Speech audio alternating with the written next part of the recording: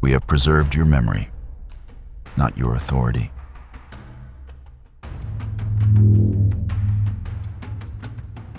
That was the first thing the lost colony said when humanity came to find it again.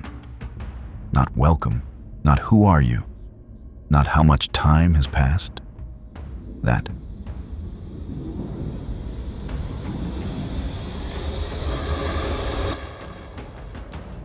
"700 years of silence.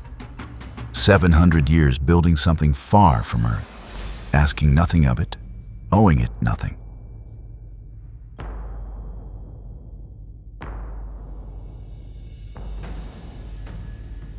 And when someone finally arrived, the first thing they did was make it clear where the line was drawn.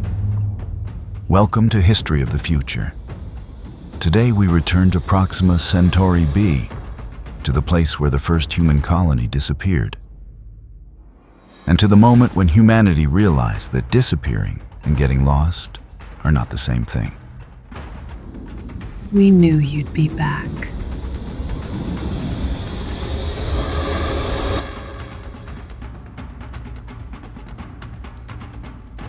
In the year 2100, humanity did something that for centuries had remained in the realm of speculation. Leaving the solar system, never to return.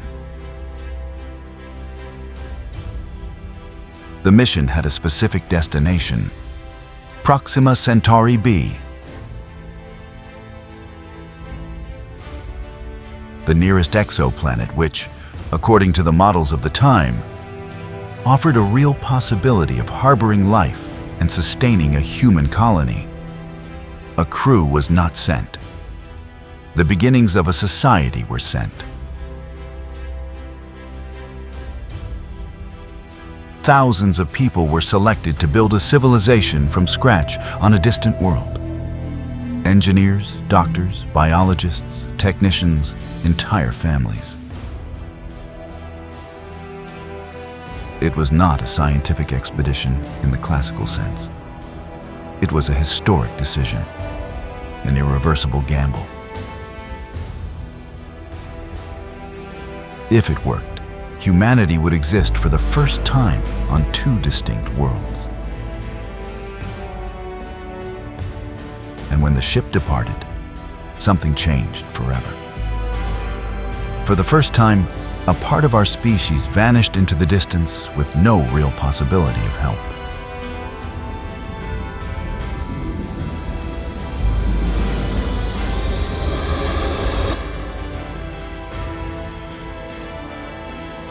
Attention on Earth focused on a single moment of anticipation, the signal of arrival. Not a constant conversation, not an immediate exchange, just a confirmation. Proof that the spacecraft had reached Proxima Centauri b and that the settlement had begun, and that signal arrived.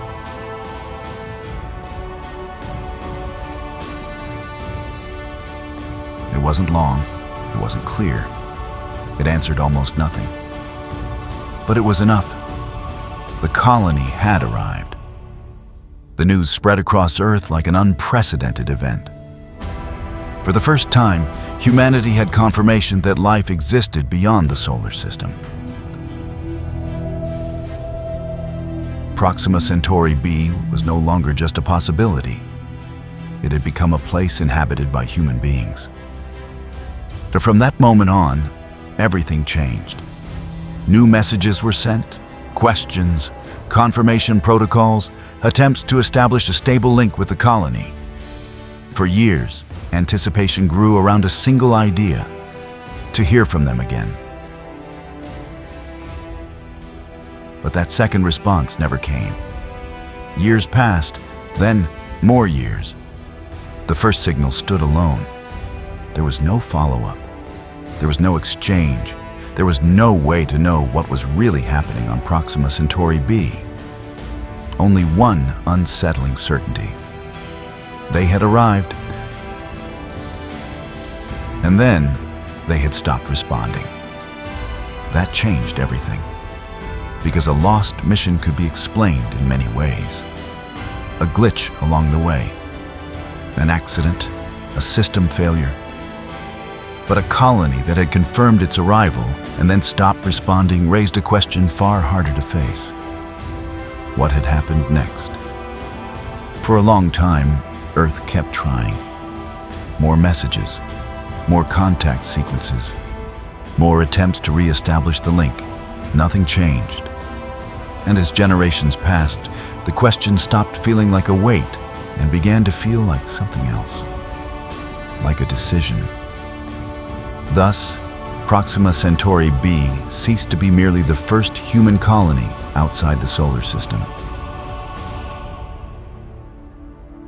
It became the place where a part of our species had arrived, and then had chosen silence.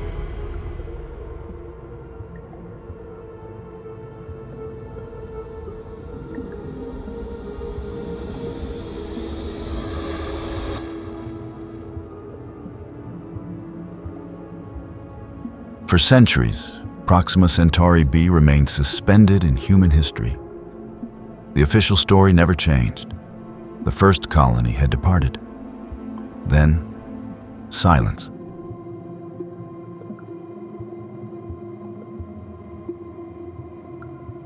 Earth moved on. It learned to inhabit its own solar system, stopped looking to the stars as a way out, and turned nearby space into its true territory.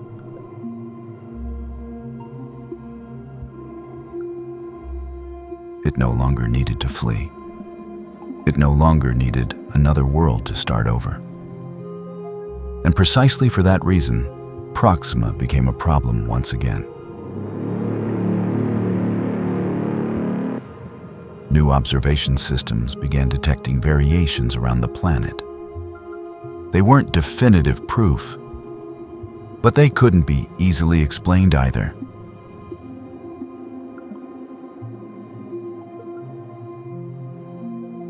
That was enough to shatter centuries of stillness.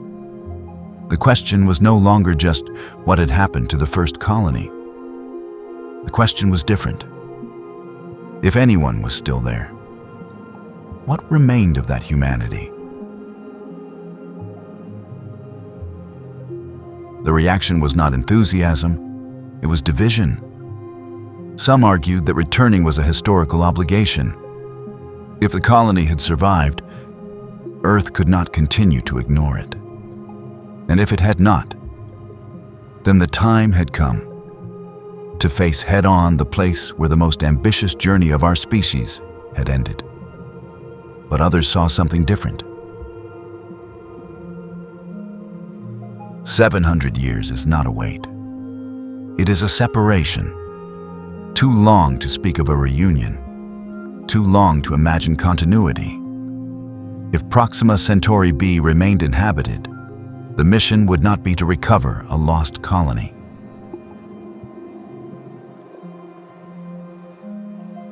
It would be to enter the world of a civilization formed far from Earth, without us, and perhaps without needing us. Therein lay the true conflict. The technical capability to return already existed. What was in doubt was the right. The right to return. The right to observe.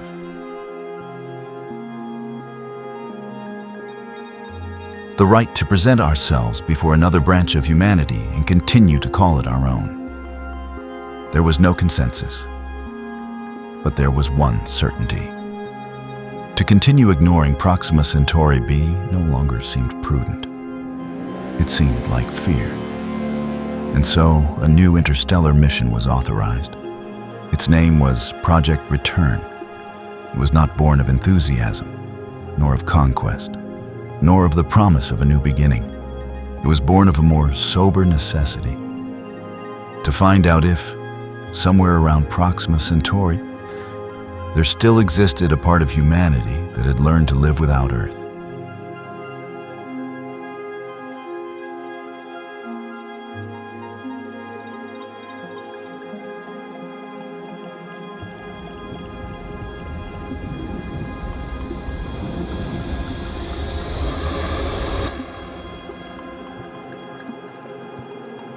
When the decision was made official, the mission hadn't just begun. In fact, it had been underway for over a century. Long before humanity agreed to look toward Proxima Centauri again, something had been growing in orbit. Far from the noise, far from the debate, far from visible history. It had no assigned destination. It had no timeline. Just one purpose: to be ready. For over 100 years, module by module, system by system, that structure took shape until it became the most complex machine ever built by our species. Though calling it a ship wasn't entirely accurate, it was a closed world. Inside, nothing could be wasted. Air, water, energy, crops, waste. Everything was part of the same cycle. Everything returned. Everything depended on everything else.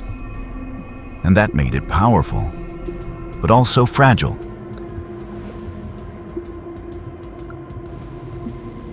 Because in a system like that, mistakes don't disappear, they remain inside. At its core beat the fusion reactor. Energy, artificial gravity, thermal stability, and propulsion all depended on it. It was not a makeshift technology. It had been perfected over generations. Even so, it still held the same truth as any structure designed to last too long. If something failed, it failed for everyone.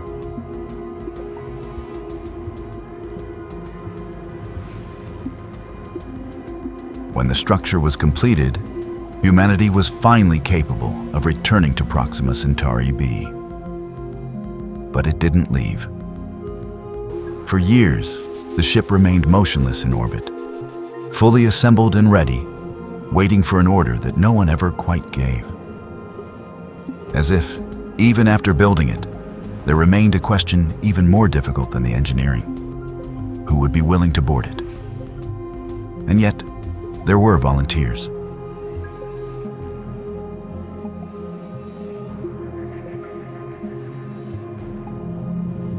Thousands, not driven by enthusiasm, but by something stranger. A mixture of duty, conviction, and vertigo. The first mission still weighed too heavily to speak of adventure. This time, no one imagined glory. No one spoke of conquest. Everyone understood that traveling to another star system meant accepting the possibility of vanishing from history. That is why the selection process did not seek only talent.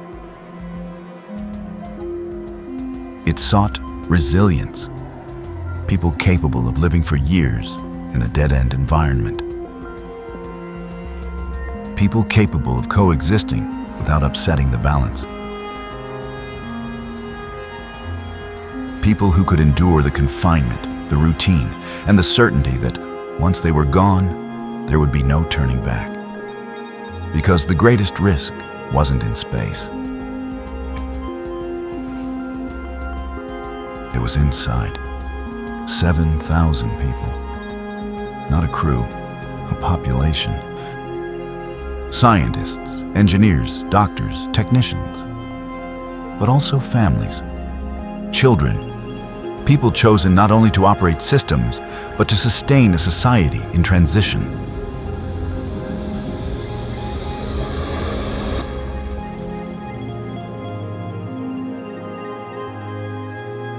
The day of departure was anything but heroic. There was no euphoria, there was no celebration. Just a strange, contained tension, as if everyone understood they were witnessing something too grand to be recounted with enthusiasm.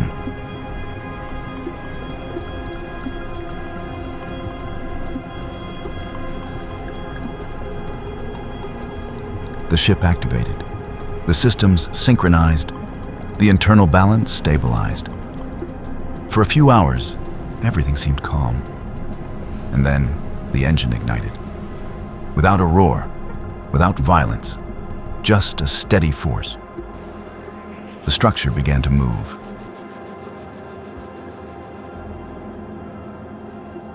And with it, 7,000 people began to drift away from everything they knew. Earth was left behind little by little, shrinking in size, losing its shape, losing its meaning. For the second time in history, humanity was leaving the solar system. The first time, it did so in pursuit of a promise. The second time, it did so in pursuit of an answer. And as the ship moved away, an idea began to take root in the silence among those on board. That perhaps the journey wasn't taking them to a planet.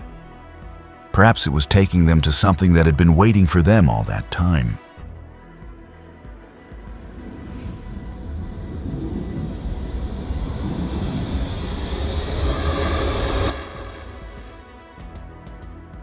The journey wasn't designed for a single generation. It was designed for several, and that difference changed everything. Fusion propulsion had reduced the journey to something technically manageable. Approximately 300 years, depending on the conditions of the destination system. An extraordinary achievement. Also a quiet sentence. Those who set out knew they wouldn't arrive. Neither would their children, perhaps their grandchildren's children.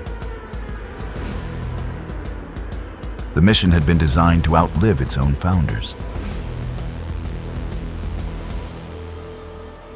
What no one had calculated with sufficient precision was what that meant for those born aboard.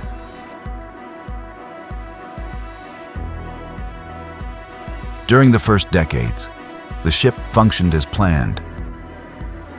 The first colonists carried with them something no protocol could create: the direct memory of having chosen to leave.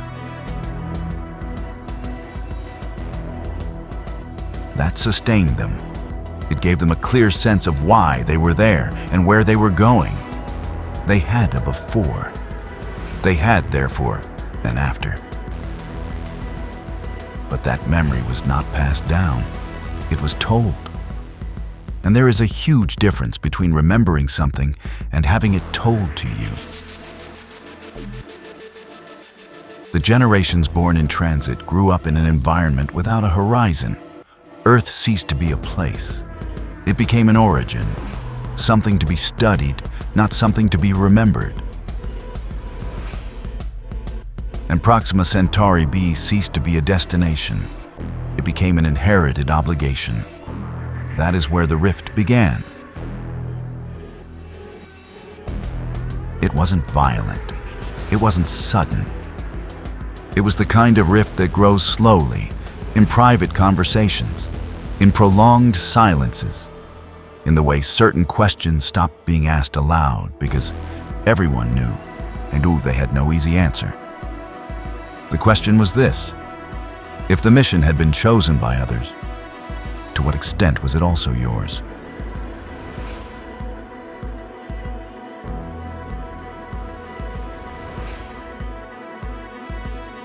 For a growing segment of the population, reaching Proxima Centauri b was not the end of a journey.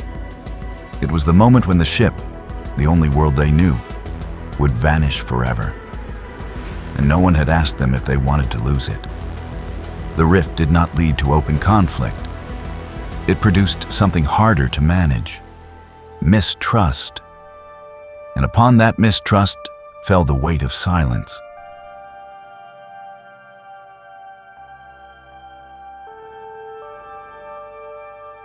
Because the first colony had arrived.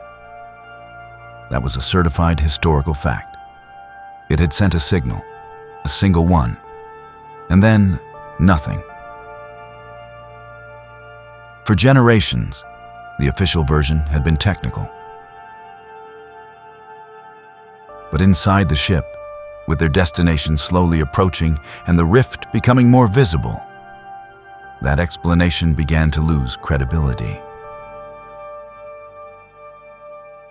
The silence of the first colony ceased to seem like an accident. It began to seem like a stance. And if it was a stance, then the question changed completely. It wasn't what had happened to them. It was what they had decided. It was in this context that the first anomalous data arrived. There was no way to ignore them. The variations in emissions from the Proxima system were small, but systematic. They fell outside the ranges expected for a planet without active technological activity. Margins of error did not fully explain them, nor did known natural phenomena. Something was causing those variations. The word no one wanted to use soon found its way into every analysis. Technology. If it was technology, the first colony hadn't just survived, it had thrived. It had built something active enough to leave a trace on the instruments of a ship that hadn't even reached its system yet. And it had kept silent all along. For centuries, knowing it. The effect was immediate.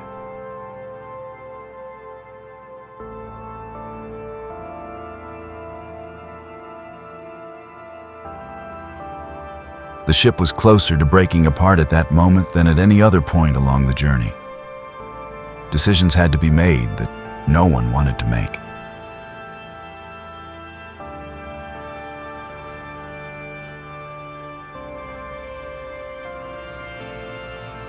Things had to be contained that did not want to be contained. It wasn't enough to stop it.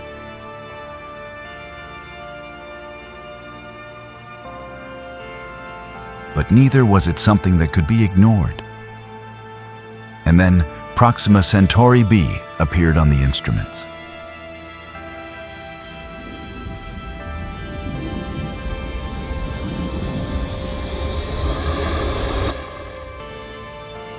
Proxima Centauri b wasn't waiting. The planet wasn't a dormant world waiting to be discovered. It was an active system. Thermal emissions indicated energy networks spread across vast areas of the surface. The decision to land wasn't unanimous. It never would be. The rift that had grown during the journey did not disappear when Proxima filled the observation screens. It deepened. Because now the debate was no longer abstract. It was no longer philosophical. It was immediate and had real consequences.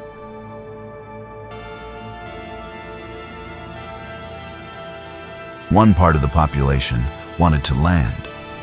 That after 300 years of travel, of entire generations born and died without seeing another world, turning back was not prudent. Another part did not see it that way. They saw a planet that had remained silent for centuries with full awareness. A civilization that had prospered without asking for anything and without offering anything.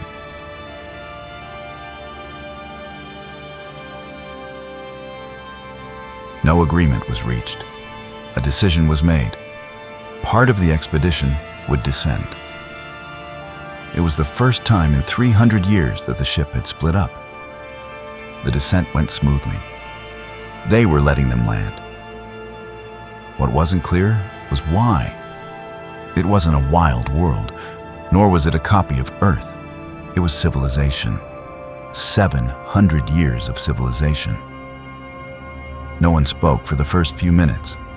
The first signal arrived before they requested contact. It was a direct intervention in the expedition systems. Simultaneous, precise, without damage. They weren't receiving a transmission. They were being scanned.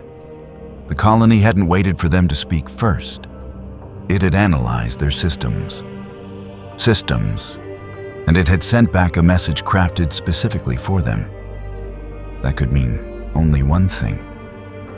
They had been waiting for them for some time. The crew members set foot on the surface, and then they saw them. They didn't emerge from buildings or vehicles. They were just there, motionless, as if they had been part of the landscape even before the ship landed. Five figures, human, unmistakably human, and yet not quite. Their bodies had spent 700 years adapting to a different gravity, a different light, a different biological history. There was a clear continuity with the human body, but one that had been rewritten.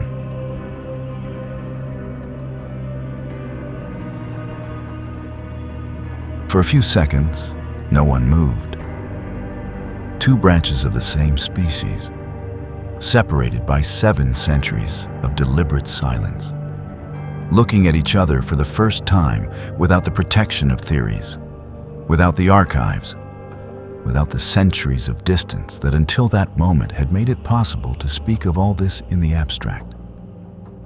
Then one of the figures stepped forward and spoke. He did not say welcome. He said, "We knew you would return." We knew you'd be back. The team did not respond. Behind the 5 figures, the structures of the settlement began to light up one by one, spreading across the plain and the slopes as if the planet itself were deciding how much to reveal and when. It was not a threat. It was not a welcome. It was a measure. They were being evaluated. And as the team stood motionless in the dim light of Proxima, finally realizing that they had not come to rescue anyone or to claim anything, a second transmission reached the systems of the ship in orbit. A single line. "We have preserved your memory, not your authority." At that moment, above, the portion of the population that had chosen not to descend read that sentence. And below, those who had descended heard it on their communicators. And neither group knew if what lay before them was the beginning of something or the end of an illusion that had taken them 300 years to lose.